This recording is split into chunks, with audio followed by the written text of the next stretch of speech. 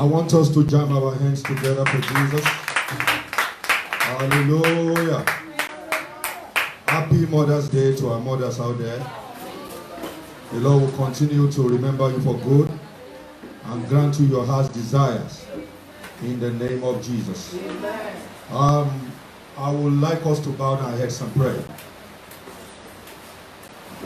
Eternal Rock of Ages, we are thanking you for today, for your goodness, your kindness, your faithfulness, your dependability, your reliability, and your consistency. Accept our thanks in the name of Jesus. Amen. Heavenly Father, we are gathered to hear from you, and we are praying that you will cause our heavens to be open, and you will speak to us expressly from heaven. Come and bless us. Thank you, our Father. In Jesus' name we pray. Amen. I have a very interesting topic to minister on today for you. And I trust that the God of heaven, in his mercies, is going to bless you wonderfully. Amen. My topic of ministration to you today is entitled, The Foolishness of God. I repeat, the foolishness of God. We'd like to open our Bibles to the book of 1 Corinthians. 1 Corinthians chapter 1. We read from verse 18 to 29. For the preaching of the cross is to them that perish foolishness, but unto us which are saved it is the power of God. For it is written, I will destroy the wisdom of the wise, I will bring to nothing the understanding of the prudent. Where is the wise? Where is the scribe? Where is the disputer of this world?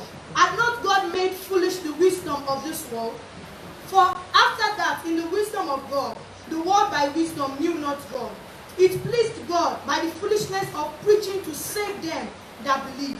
For the Jews require a sign, and the Greeks seek after wisdom. But we preach Christ crucified, unto the Jews a stumbling block, and unto the Greeks foolishness. But unto them which are called, both Jews and Greeks, Christ the power of God and the wisdom of God. Because the foolishness of God is wiser than men, and the weakness of God is stronger than men. For ye see your cunning, brethren, how that not many wise men after the flesh, not many mighty, not many noble are called. But God has chosen the foolish things of this world to confound the wise, and God has chosen the weak things of the world to confound the things which are mighty. And base things of the world, and things which are despised, have God chosen, yea, and things which are not, to bring to naught things that are, that no flesh should glorify in his presence. Shout hallelujah. Hallelujah. That was a long walk. You know, as I said earlier, the topic of my ministration is the foolishness of God. Human philosophies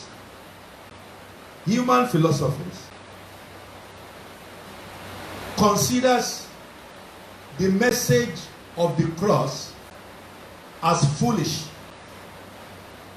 Foolish in the Greek word means moros, from where you get moron. So they consider the message of the cross moronic, a message for imbeciles, low lives, people without brain. They consider the message of the cross as a cyclonic mixture of madness and melancholy, according to Brownian law of motion in physics. God gave gray matter. He gave thinking faculty. He gave cerebral to man, for man to be able to reason properly. After man acquired knowledge and wisdom from, they use that wisdom and knowledge to establish schools universities. And with the establishment of those universities, they began to use the wisdom they acquire from God to fight God and to kick against God. Every effort of man is to delete Christ from Christmas. They don't like that Christ that is attached to Christmas. They want the Christ in the Christmas deleted. So they began to use education, which was a wisdom that they acquired from God, to fight against God. The first thing education did was to compose and establish the theory of evolution, the Big Bang theory. They are trying to take creation out of the creature. They are trying to let us know that no supreme being created the world, that the world just came into existence by an act of random arrangement. The world just started existing by a Big Bang theory. Something dropped from the sky and landed, and that big explosion created everything you are seeing on the earth. They are trying to use education to knock off the existence of God. They make sure that they refuse to make references to God in anything that they do. God gave us brain. We use the brain to manufacture planes and rockets. And with the rockets, an astronaut took the rocket. He went to the moon. And he went to different planets. And when he came back, he said, I have been to the planets and I've been to the moon. I did not see God there. And because I did not see God there, God is non-existent.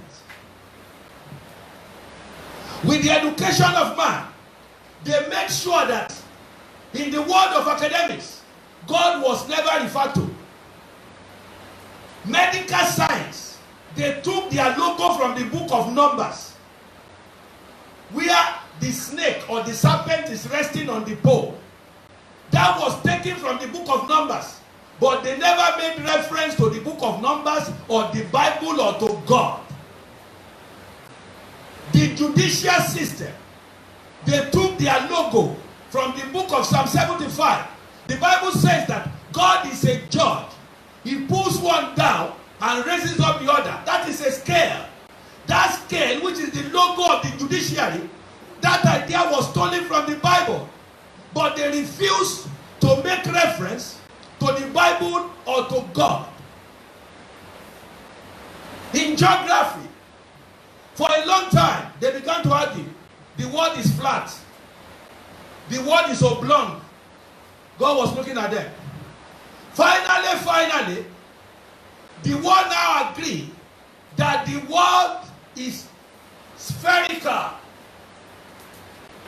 All the time they are going around trying to get the shape of the world. God did like this. There's something we call sit down, look attitude. He was looking at them. When he already said in the book of Isaiah that I am God, I sit on the circle of the earth. He already told us that the world is circular and spherical. They went and started saying it's flat, it's oblong. At the end of the day, they've come back to what God said now, that the world is spherical. But they refused to make reference to God. They did not refer to the Bible or to God. They are trying to delete Christ from Christmas. Can somebody shout hallelujah? Hallelujah! Not that alone. When men landed on the planet Earth, they started discovering gold inside the ground. They started excavating gold in the ground. Diamonds, crude oil, brass from inside the ground.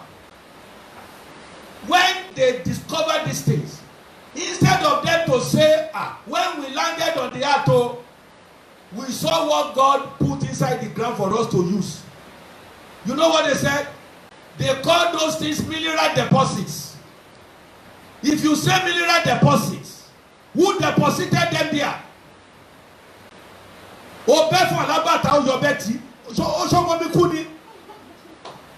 Why will you say mineral deposits? So the mineral just deposited themselves by themselves. You refuse to acknowledge the fact that God was the one that deposited them there. But science and academics refuse to make reference to God that he was the one that deposited them there. A college professor said this. He said, I am too polished. I'm too exposed. And I'm too cerebral. I'm too cerebral to begin to believe in the content of one Bible, which is a compendium of superstitious taboos that is pointing to one old man that is sitting in the sky. He said, I'm too educated to believe that hogwash, that crap, that nonsense. It is too nonsensical to logic. And that's why I don't believe it. The Bible made us to know that the Jews required a sign, and the Greek, they required wisdom. Why are the Jews requiring a sign? The Jews all their lives, they are used to miracles. They saw how God parted the Red Sea. They saw how manna came down from heaven. They saw how God did various miracles all their lives. So they are saying that for us to believe the message of the cross, we need a sign. We need a sign. They expected that Jesus will come like a superhero.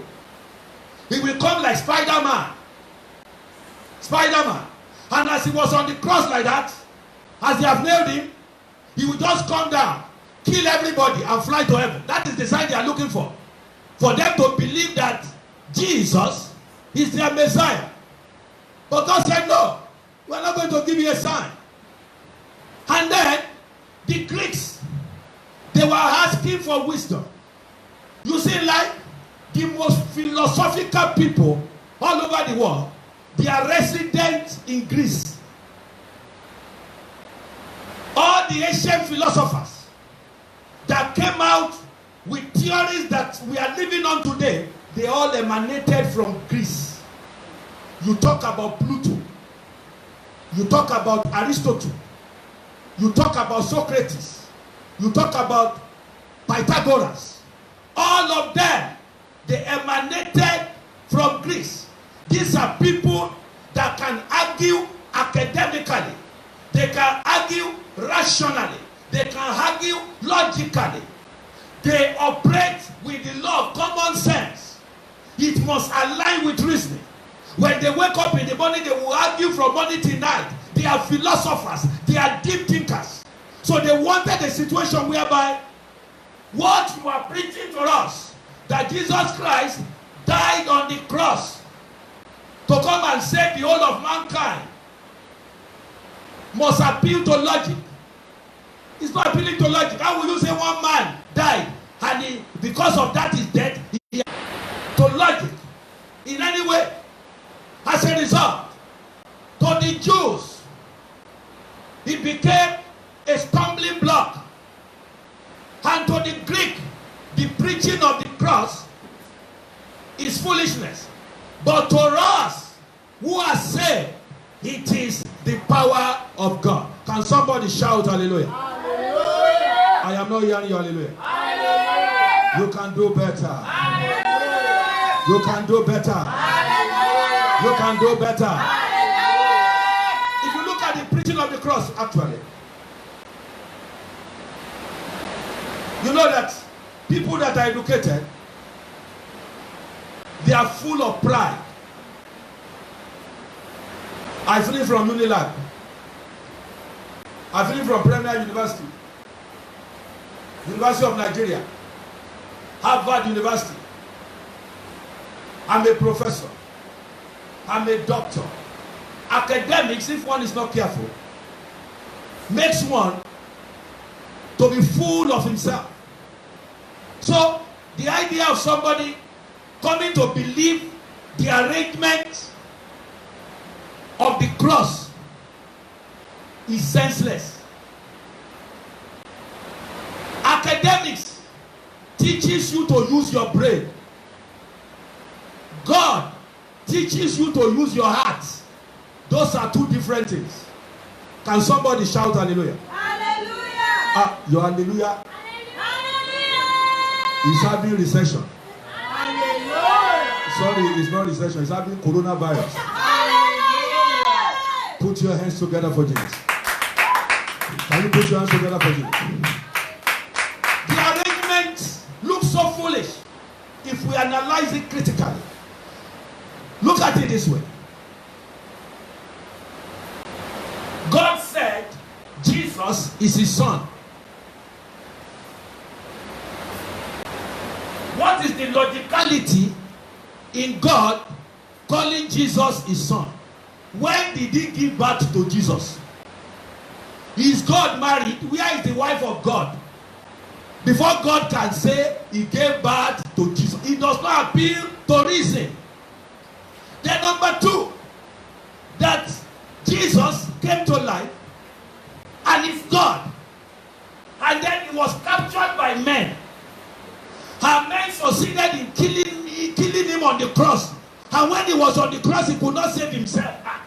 How can God be killed and God cannot save himself? He does not appeal to logic. Then the time that Jesus came, the Israelites, they were under the rule of the Romans. When God kept promising that a Messiah is coming, they felt that by the time their Messiah will come, he will just go, knock off the Roman soldiers, knock off their leaders and their presidents, and hand over rulership to Israel. When Jesus came, he did nothing of that. As a matter of fact, when they invited him to become king, he ran away. That is looking very, very foolish. And it's difficult for people to believe. Since men, open with me to the book of that 1 Corinthians chapter 1 verse 19 again. 1 Corinthians 1:19. As the scriptures say, I will destroy the wisdom. That since men have decided that they are going to use education to fight God, God too also decided that he will use foolishness to fight education. He's going to be anti-education. He's going to be anti-academic. He's going to be anti-science. Since men refuse to recognize him as God, he too decided to begin to use simplicity and foolishness to fight the wisdom of men. So from that point on, there was a cold war between man and God in the area of education and foolishness. Praise the Lord. Hallelujah! So God decided that when I want to do my things, I will employ things that are foolish. I will employ things that is contrary to the reasoning of man. I will employ things that are anti-science, anti-academics, anti-brain, anti-cerebral. Those are the things I'm going to employ. I will not be rational in my approach. I will not be logical. I will not be reasonable in my approach. So God decided that everything is going to start doing is going to employ irrational arrangements. Praise the Lord. Hallelujah! That was why in the saving of the world, he decided to put two pieces of wood together and put a man there and say, once you die, everybody in the world, their sins will be forgiven. That does not make any sense. We have been wired in life to believe that in life you must make payments for things before you have them. You must work hard before you have them. You know, when we were younger, the way we were trained, we are not trained with toys. Thank God for the children of today. They can use toys. At our own time, we were using sand to play. Some of these kindergarten today, they are already using iPads in primary schools. We are not using iPads. We cram things. We cram things. You know, they'll teach us Haja, Dibata, Didoje, Ejo, Eye,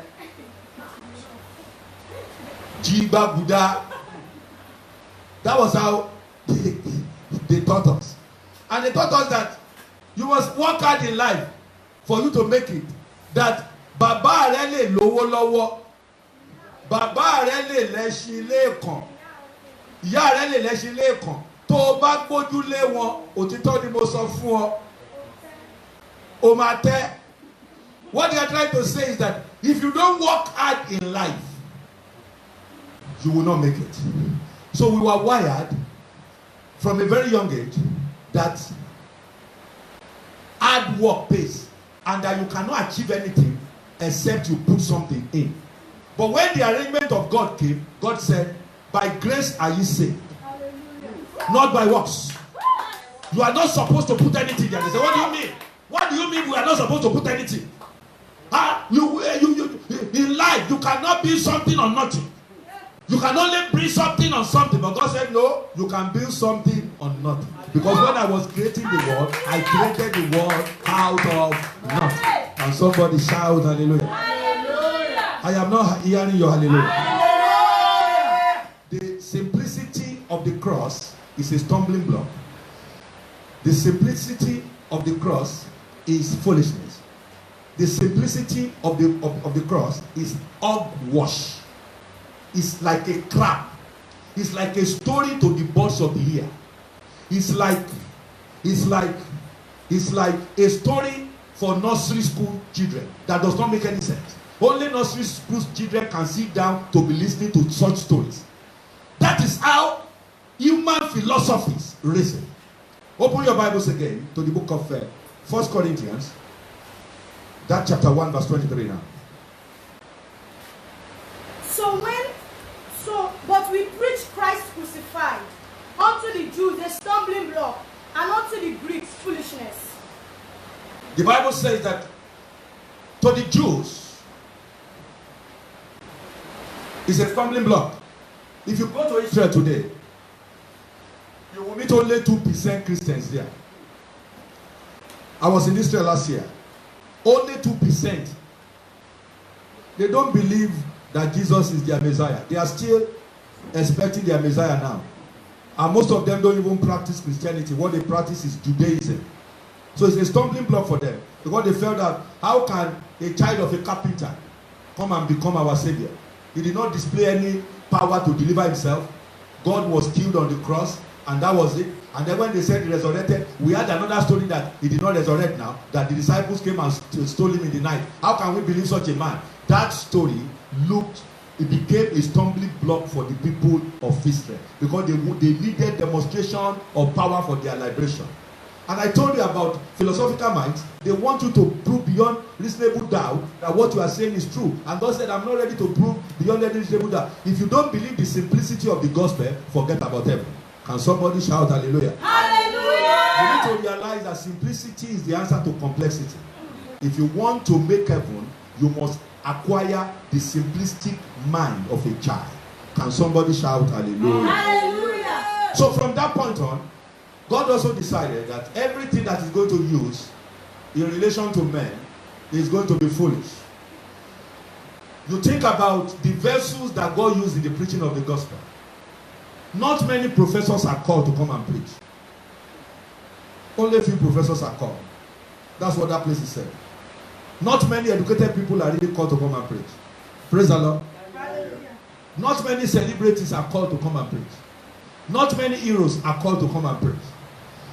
God has decided to call people that are not so fantastic to shake the wisdom of the philosophers, the professors, and the knowledgeables of this world. Look at the man called Nicky. No hands, no legs, no limitation. This man was born without hands. He was born without legs. When the parents gave birth to him, they thought God has forgotten them. Anytime they want to bring the boy to come and preach, they will carry him and put him on the table. He's like as short as the pygmies of Sahel Basin. It's like a kintapunte. Very short. Very, very short.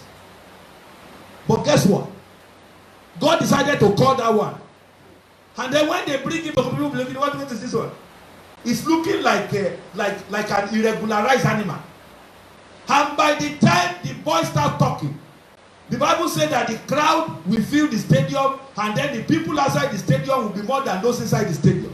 God began to pick foolish things to shake the mighty. Consider the late, my father in the Lord, late Apostle Theo Obadare. He was a blind man. And God decided to call him. And he will come on radio.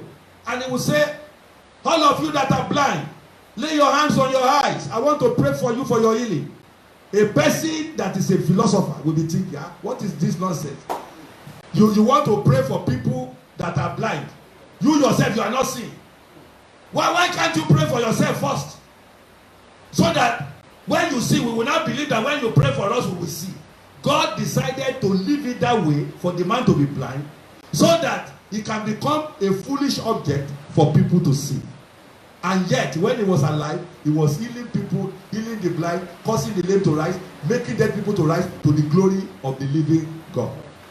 God is picking vessels that are based and despised to shake the world.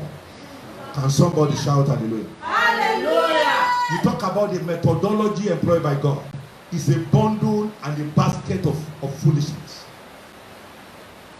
Let's talk about born-againism. The concept of being born again. It takes a foolish mind to believe in being born again, because the principle does not add up. If you are going to give your life to Jesus, we will ask you to close your eyes, pray for the forgiveness of your sins. Now open the door of your heart and invite Jesus to come in. After you have invited Jesus to come in, we will now tell you your sins are forgiven. Jesus has come into your life. You are now born again, and your name has been written in the book of life. The question I want to ask you is this: the time you open your heart, did you see any Jesus coming inside? You did not see any Jesus. A rational mind will say, a philosopher will say, where is the Jesus you say you should enter? We did not see any Jesus. It looked foolish to a philosophical mind. Then look at our prayer. When we are praying, Father, in the name of Jesus, in the name of Jesus, send me Omar. Oh God, send me Bentley. Oh God, send me billions. Oh God, remember me. When a man is praying, communication entails interaction between two people or a man with a group of people. But prayer, which is supposed to be a form of communication, is like a man talking to himself. To a philosophical mind, it's like a case of madness, because the first sign of madness is a man talking to himself. So prayer is like an arrangement of madness. You are talking and people open the door, they enter, they discover that, who are you talking with? There's nobody with you, and yet you are talking. So you must do it for me, God. I trust you, you must do it for me. The person open the door, who is he talking to? To a philosophical mind, that is an arrangement of foolishness. Then you talk about the methodology of Holy Ghost baptism. People start speaking, they start kabashing, they start speaking in tongues.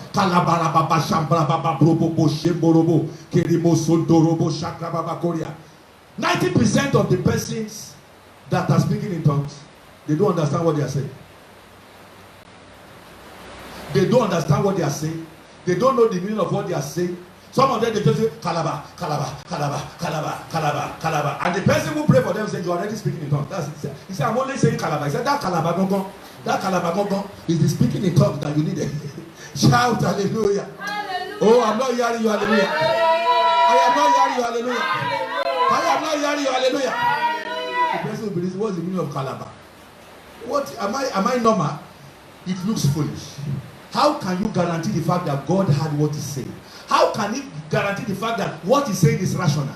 It takes foolishness to believe that speaking in tongues is of God and is authenticated. Can somebody shout hallelujah? Hallelujah! Can somebody shout hallelujah? Hallelujah! You look at the weapon that God employs in Christianity. Most of those weapons are totally foolish to a human philosophical mind. Open your Bibles to the book of Joshua, chapter 6. We read from verses 3 to 5. Your entire army is to march around the city once a day for 6 days, and 7 priests shall bear before the ark 7 trumpets of ram's horn. And the seventh day you shall compass the city 7 times, and the priest shall blow with the trumpet. And it shall come to pass that when they make a long blast with the ram's horn, and when ye hear the sound of the trumpet, all the people shall shout with a great shout, and the wall of the city shall fall down flat, and the people shall ascend up every man straight before him.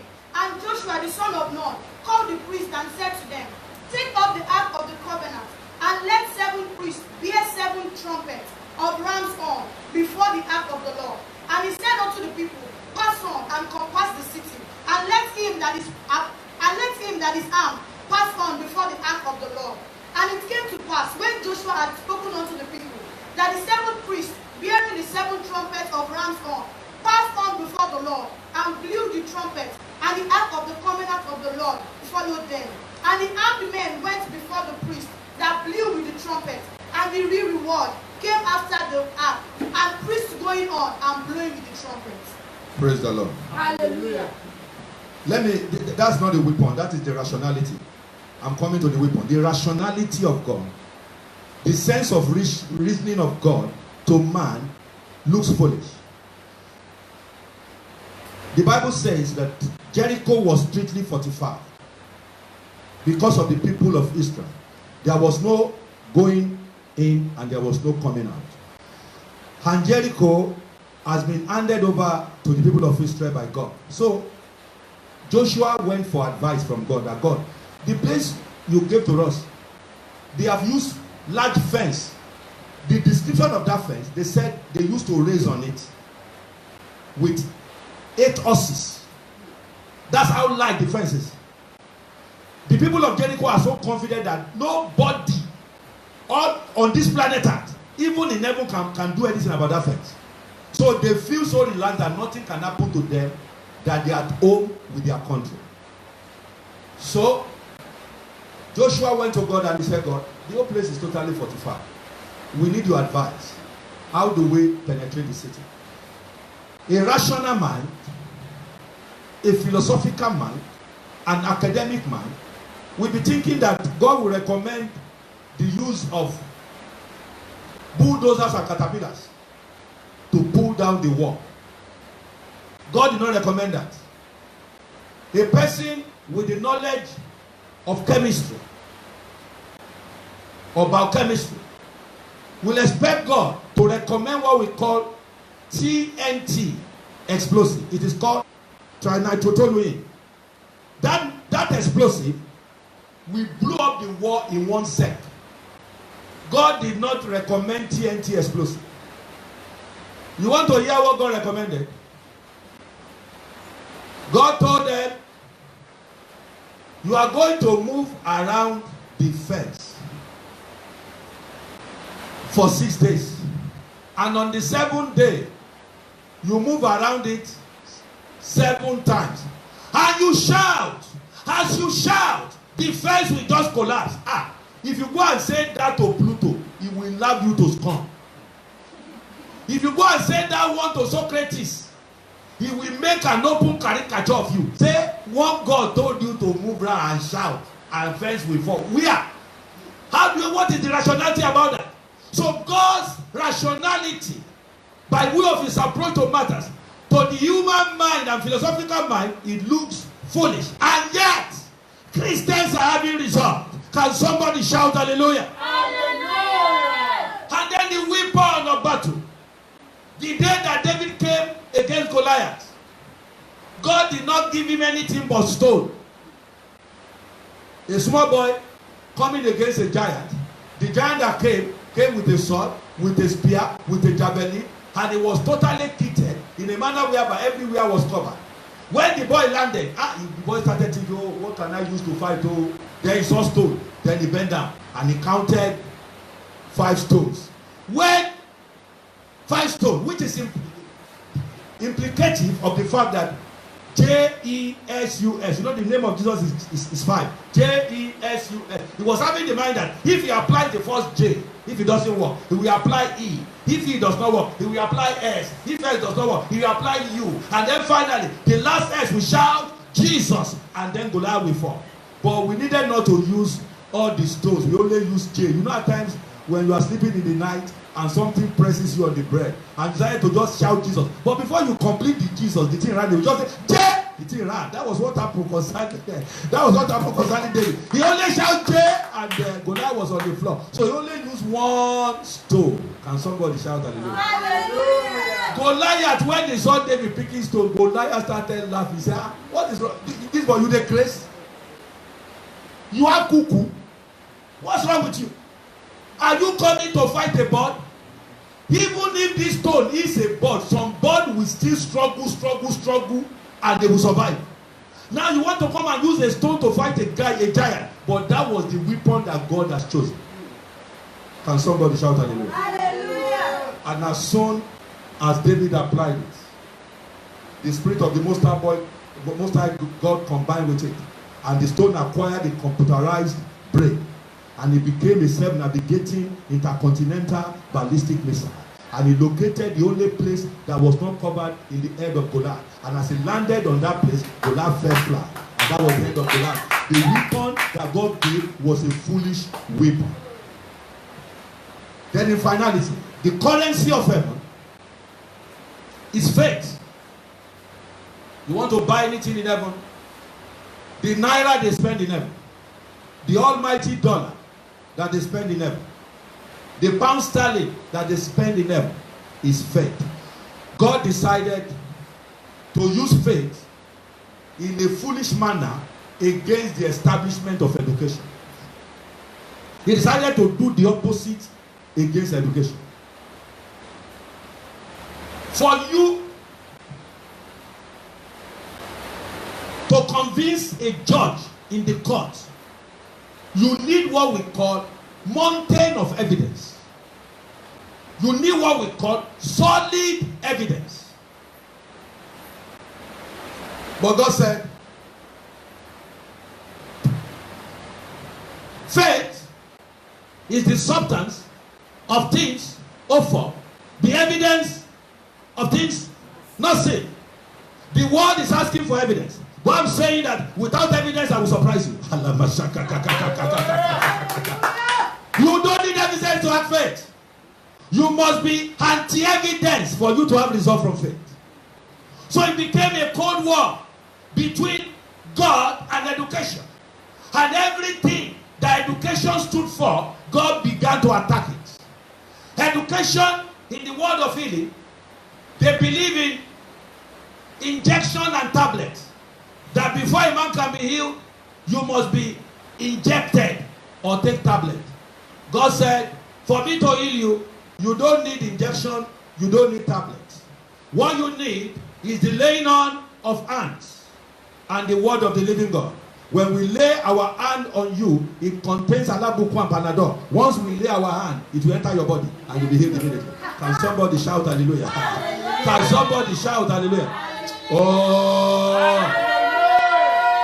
When we are in the secondary school, they taught us what we call money jar. Mr. Niger. Mr. Niger. It is meant for you to identify living things and non-living things. It's meant for the characteristics of living things. And in that categorization, the word categorized the mountain as a non-living thing. Because a living thing must be able to hear and to move. To do what? It must respond to movement. God said, you are saying stone and mountain is not a living thing. I will break your theology. God now said, if thou shalt say to this mountain, mountain, be thou removed, and be thou cast into the sea. If you will not doubt in your heart, the mountain we acquire here, he will hear you. And the mountain we acquire leg, he will walk straight to that sea and he dump himself there. So God is trying to say that you are saying that mountain is a no limit. I'm saying to you that mountain has legs and it can move. Put your hands together for me. Education is trying to say that once a man dies, there is no life after death. Once you die like this, you become organic manure for corn to germinate on and yam to germinate on. That there's no life after death. God said there is life after death. For it is appointed unto a man to die once, and after that, you didn't respond well. After that, then education says we don't believe in dreams. You cannot go to court and say, I dreamt that my mother-in-law or my father-in-law is a witch. No court will entertain that one. Education does not believe in the existence of dreams. They don't believe in the existence of witches. They don't believe in the existence of spirits. Praise the Lord. Hallelujah. But God said, in the last day, I will load you with visions and with dreams. The young ones, they will see vision. The old men, they will dream dreams. And in my name, you will cast out demons.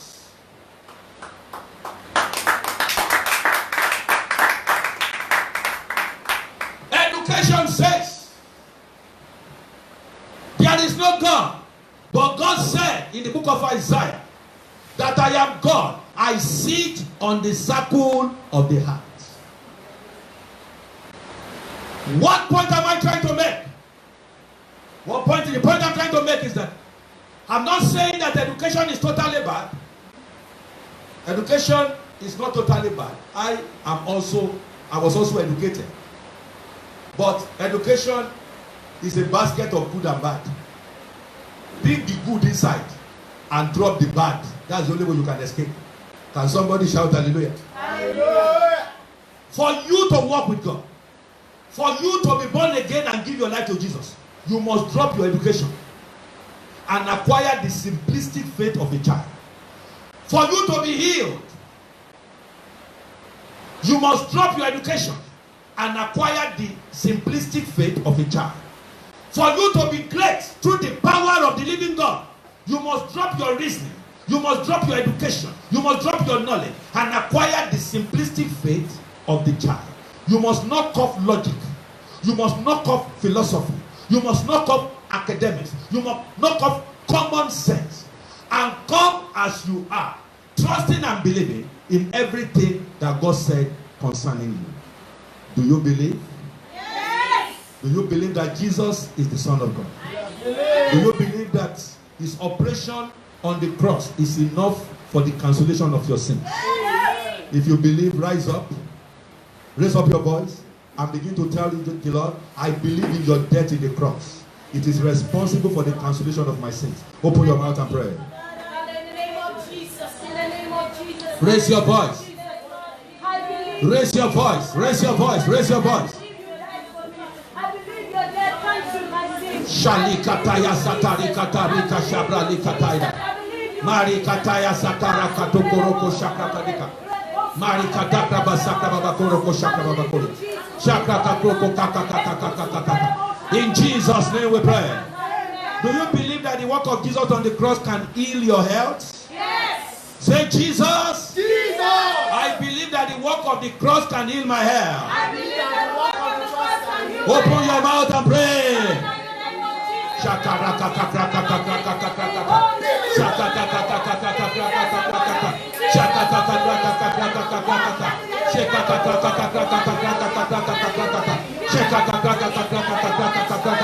In Jesus' name we pray.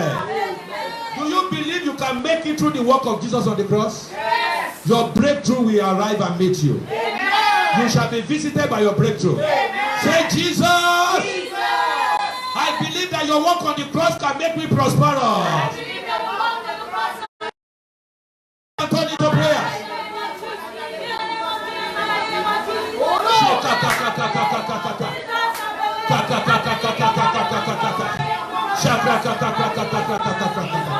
In Jesus' name we pray. Father, we thank you for the work of your Son on the cross. Hallelujah. He did not solve part of the problem of mankind. He solved the totality of all the problems of humanity. You are the solution to mankind's problem. We key into the work of Jesus on the cross to knock off every problem in our lives, every limitation, every stopping, every troubler in the name of Jesus. We declare that the blood of the cross of the Lord Jesus Christ will lift our heads up for greatness in Jesus' name. And that the work of Jesus on the cross will save us from all our sins. Thank you, our Father. In Jesus' name we pray. Let me thank you again for your time. God bless you greatly. By the grace of the Most High God, I will appreciate the fact that you make comments, you follow me, and you share. I hope to see you again, same platform, on Thursday by 8 p.m. God bless you.